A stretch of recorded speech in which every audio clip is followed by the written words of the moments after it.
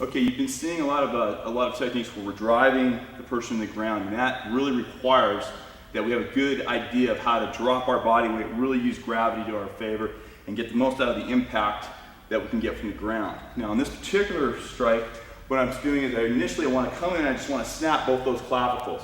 And I'm going to use those clavicles to then drive him, those broken clavicles, to then drive him to the ground.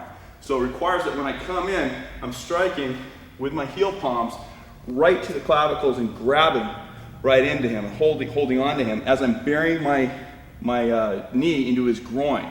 That's going to get him loose and up that I can then drive down and just force him right to the ground at that point. I drop him where I want him. Lays right out flat for me. From here, I'm looking at basically solar plexus, groin, and the throat.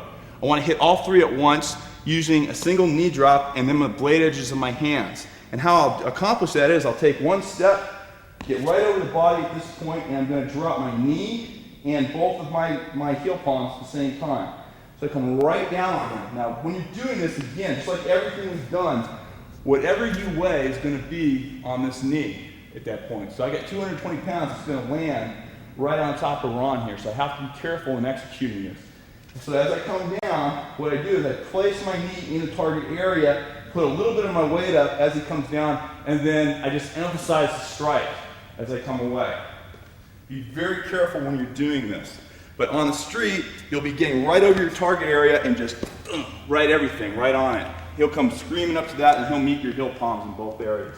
That's how we're using the spinal reflex reactions and getting the most out of dropping our body weight on somebody.